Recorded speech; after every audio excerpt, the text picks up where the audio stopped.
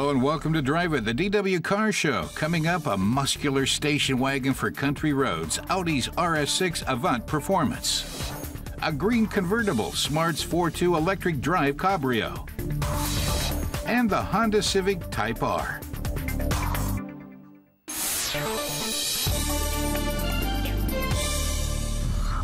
Our car tester Michelle Assenmacher says that the new Honda Civic Type R comes with a more cutting-edge design and an evil-looking front end. She says she's going to have a lot of fun with the car today, but not with this generation or that one, but with this one.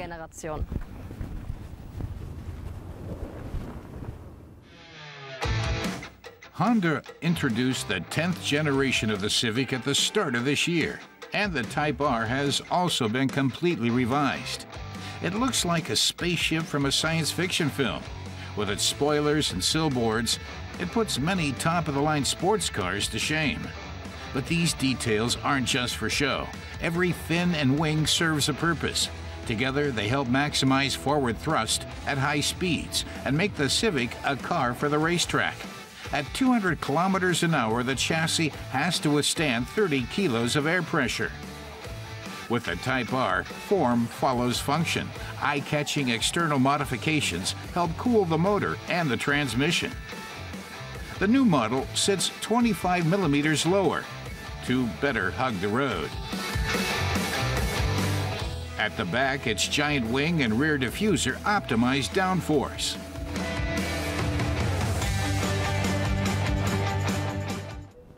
Michelle says she still needs to do something before she hits the track. She gets some quick instructions for the test track and dons a safety helmet.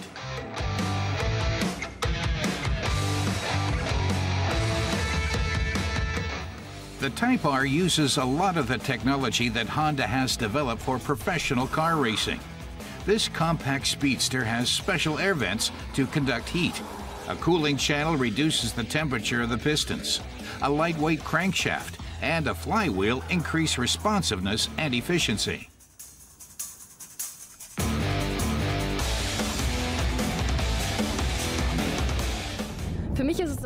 Michelle says this is the first time she's driven on a full-fledged racetrack. To be honest, she says she was a bit afraid at first, but the car helped her settle down. It's really a lot of fun.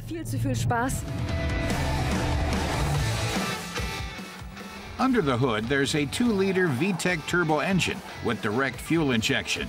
It has 235 kilowatts of power and goes from 0 to 100 kilometers an hour in 5.7 seconds. Its top speed is 272. Michelle says the acceleration is amazing. Although she's a novice on the test track, the car makes her feel assured, so she's confident enough to put the hammer down.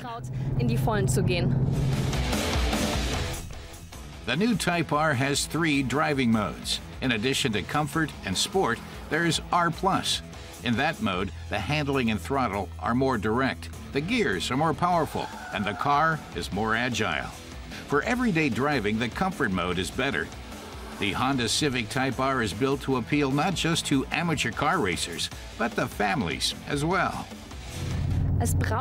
Michelle says that the car takes a bit of getting used to in this respect, but the vehicle offers the driver lots of support. It holds curves, and she can hit the gas whenever she wants, and the car doesn't let her down. Nach Lust und Laune Gas geben und der Wagen lässt mich einfach nicht im Stich. The interior has been completely redone, and there are marked improvements in quality, comfort, and workmanship. When you get into the car, you spot the red and black Sporty seats right away. Honda has lowered those seats by 5 centimeters. Speed is displayed digitally in the center of the tachometer. The cockpit is well designed. On the driver's right-hand side, there's the gear shift for the manual 6-speed transmission. The 7-inch touchscreen in the center console has replaced a whole bunch of buttons.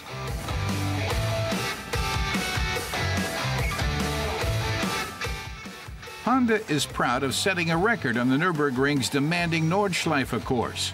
With a lap time of 7 minutes and 43.8 seconds, the Type R is the fastest front-wheel drive car ever. Michelle says her test lap was really fun. She's still full of adrenaline and her hands and knees are shaking. But she says that the Honda Civic Type R was a pleasant surprise, and she had a really great day with it.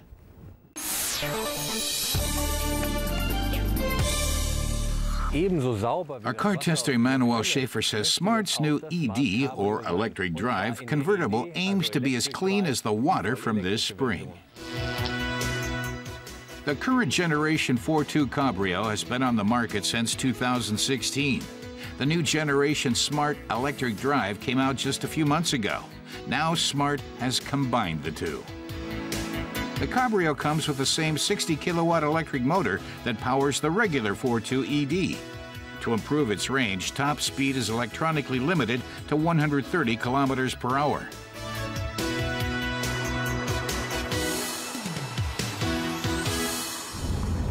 Emmanuel says driving a convertible is great, though waiting at traffic lights in the city and breathing in the exhaust from the other cars isn't so nice.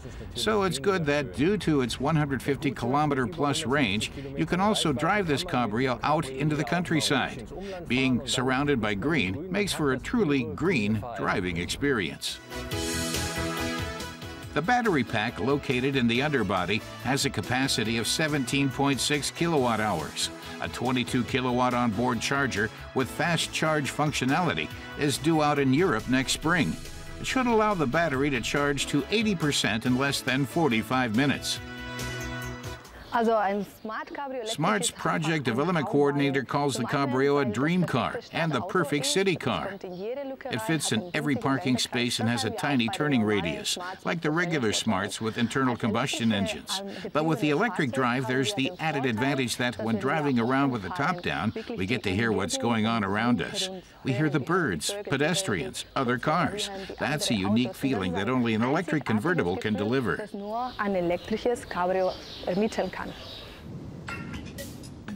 On the outside, the electric drive Cabrio looks much the same as Smart's fuel-powered models. Potential buyers can find out which version they're looking at by reading the name on the emblems. The optional Brabus design package gives the convertible a sporty look.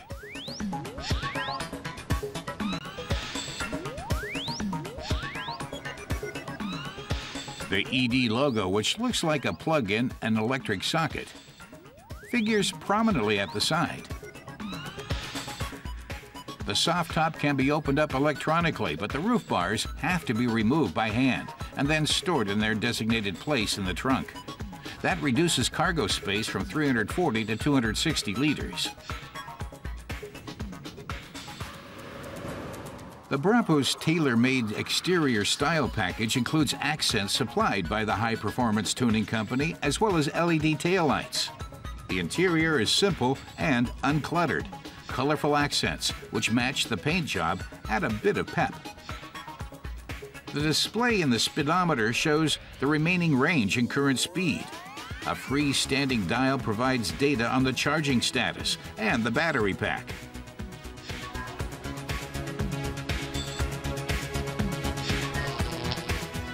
Like all the other 4.2 models, the electric drive convertible has a tiny turning radius of less than 7 meters. Together with its green creed, this makes it an ideal city car. Smart is now taking orders for the new 4.2 Cabrio electric drive. Prices start at just over 25,000 euros in Germany. Here, financial incentives are being offered to get more electric cars on the road, so the real cost is less than 21,000 euros. Emmanuel says for him, Smart's electric drive Cabrio has it all. It combines all the strengths of its fellow Smarts, the compact external dimensions, the convertible experience, and on top of that, it's emissions-free. You could say it's 3 cars in one.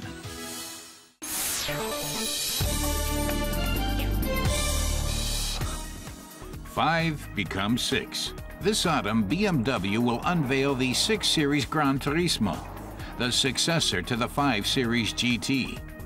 The 6 Series GT looks more like a coupe than a sedan.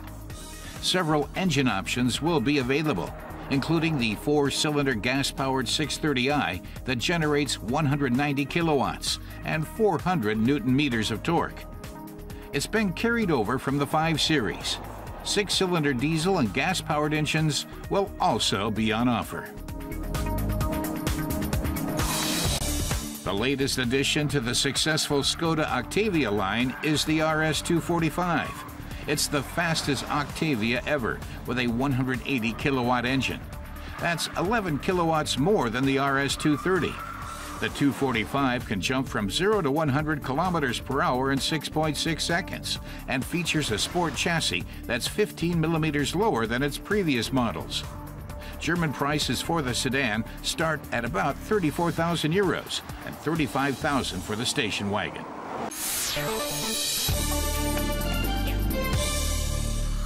RS. At Audi, these two letters stand for high-performance cars, but they can top them too. We're testing out the Audi RS6 Avant Performance. It's got 33 kilowatts more power than the standard RS6 Avant. Car tester Andre Zimmermann says that the best thing about the RS6 Performance is definitely the motor, a 4-liter V8 with 2 turbochargers that puts out 445 kilowatts and an amazing 750 newton meters of torque.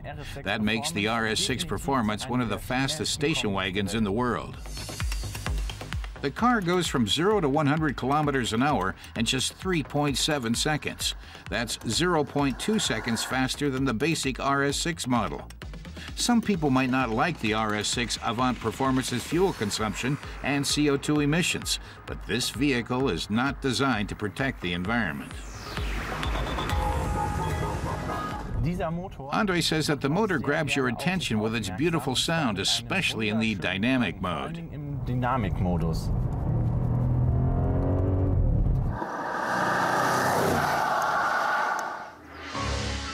Even when standing still, this model RS6 projects authority.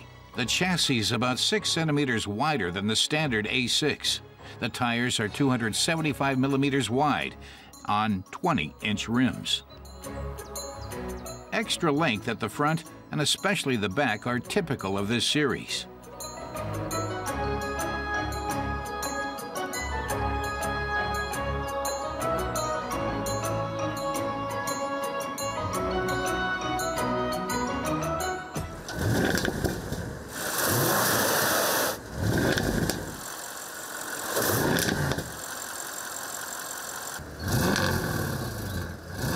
The powerful motor, which is mounted in front of the front axle, is connected to a classic quattro drive. This layout means that the car, as a whole, is front-weighted, which affects its handling. Andre says that although the RS6's drive is weighted more to the back, which means more torque is distributed there, this car is better suited to long, straight stretches of Autobahn and long curves than to tight curves, which it takes primarily with its front wheels. Still, you definitely feel safe. An RS6 rapidly approaching in your rear-view mirror is an imposing sight. And there's the Dynamic Plus option, which costs an additional 14,000 euros and takes the car's top speed to 305 kilometers an hour.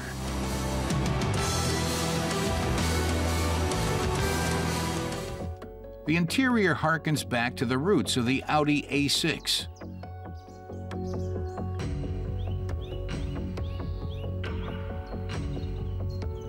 But lots of carbon fiber trim, RS logos, and the flat-bottom steering wheel still give it a sporty feel. The start button is fiery red. The honeycomb leather seats are standard.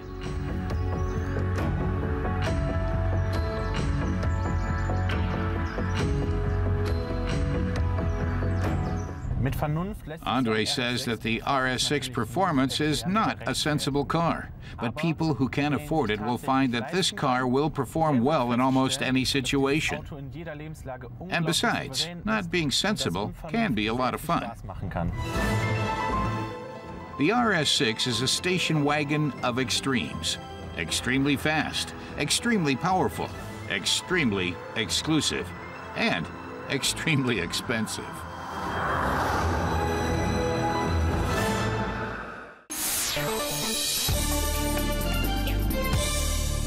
Car tester Ronnie Levstek says Volvo is known for building robust cars, like the second generation of the XC90. It's in the top class of SUVs. The first generation Volvo XC90 first hit the market in 2002. Volvo stuck with the design for 13 years.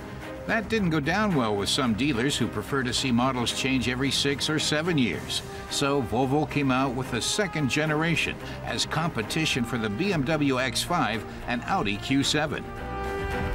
Ronnie points out that this XC90 is powered by a 4-cylinder engine with a capacity of 2 liters. Various performance and fuel options are available. There's even a plug-in hybrid, but he thinks a car this big should really have a V6 engine. Denn ich vermisse diese V6 Klangkulisse und die Motorlaufruhe. But does the smaller engine mean that the XC90 somehow has less to offer? We're going to test the D5 AWD model, which features 4-wheel drive.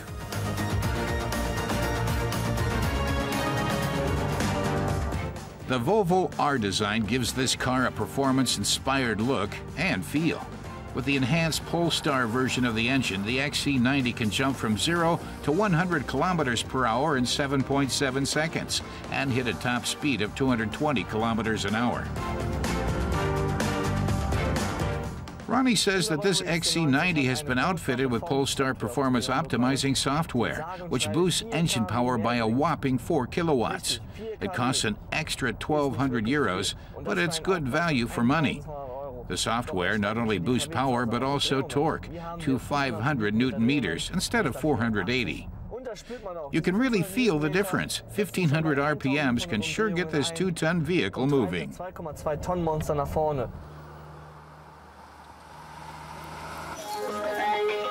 Our test car was painted Sweden blue. Other options besides color include 22-inch rims. This version of the XC90 is 15 centimeters longer than the previous version and 2 centimeters wider.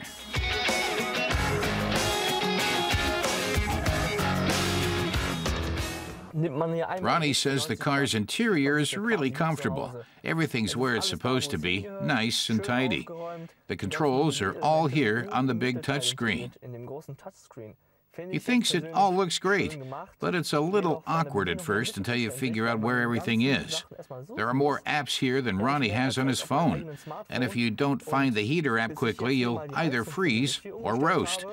It may be quibbling, but he'd still rather have a few proper push buttons. Okay, das ist jetzt Meckern auf hohem Niveau, dass man sich jetzt mechanische Knöpfe wünscht.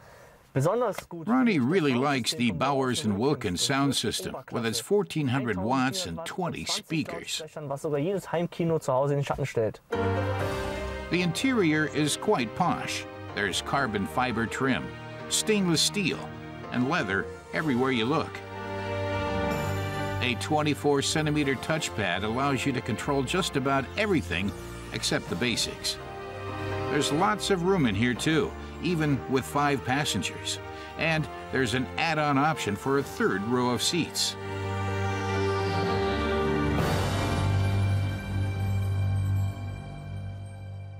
Ronnie says that this model, with the D5 diesel engine, the R design features, Polestar optimization, and a few other extras will cost around 90,000 euros. This car has a lot to offer: a powerful engine, a streamlined chassis, and a world-class sound system. And the seats are really comfortable. Ronnie says the Volvo XC90 is a first-class car, and he can't wait to see what Volvo comes up with next.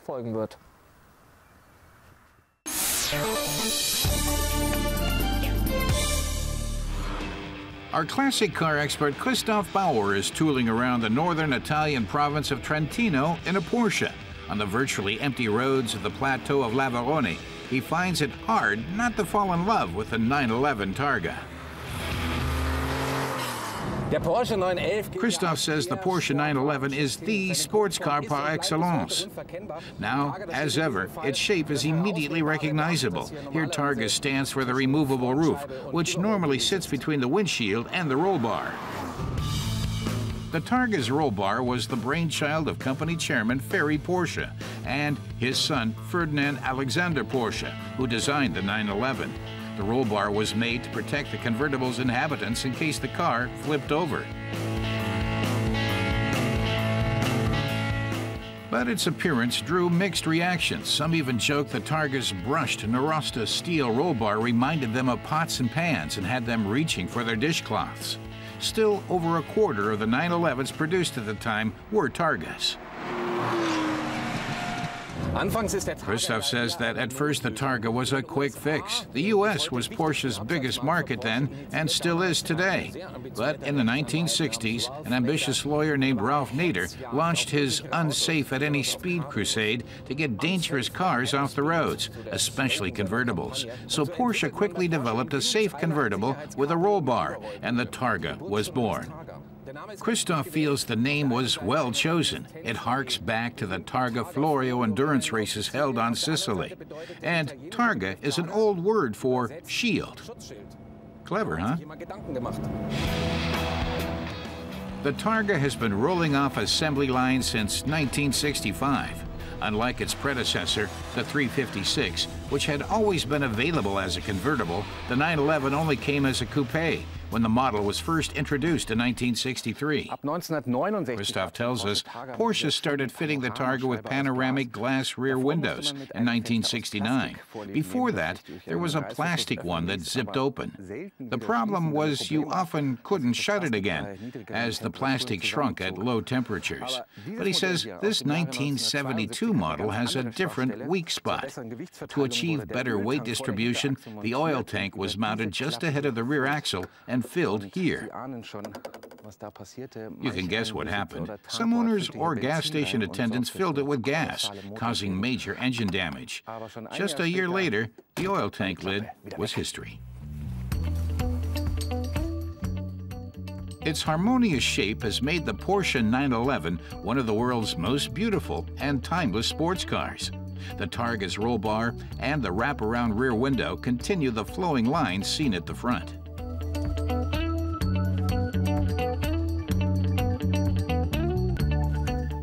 With its centrally placed tachometer, wings that are visible from the driver's seat, and ignition to the left of the steering wheel, the Targa boasts all the classic features of a 911, not to mention its rear engine, a Porsche trademark.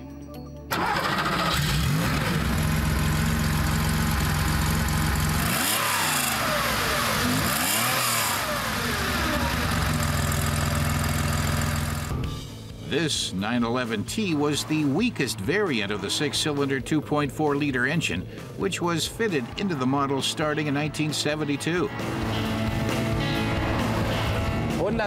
Christoph says these days 130 horsepower sounds more suitable for a family car than a racy sports car. But not here, as this is a Porsche, after all.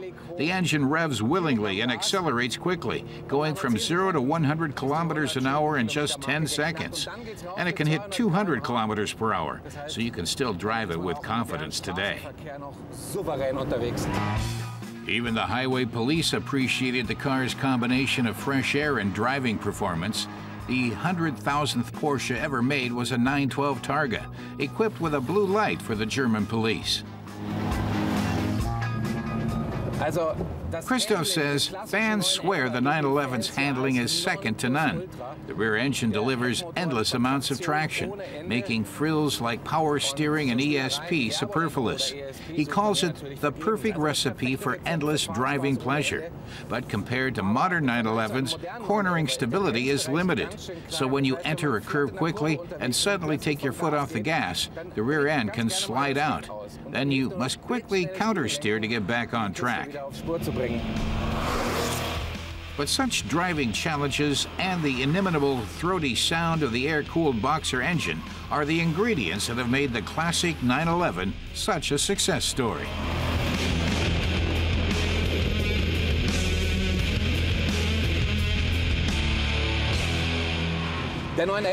Christoph says the 911 is the most successful supercar of all time. Like no other, it balances sportiness with everyday practicality. And with the 911 Targa, Porsche added a trend-setting security concept. He says the car's the perfect synthesis of hedonism and rationality, of open-air feeling and safety. And that makes the 911 Targa a true milestone in automotive history. In 1982, another Porsche started to give the Targa a run for its money, the 911 convertible. After a 16-year break, the sports car maker returned to making open-top vehicles without roll bars. Still, the Targa remains in Porsche's lineup to this day.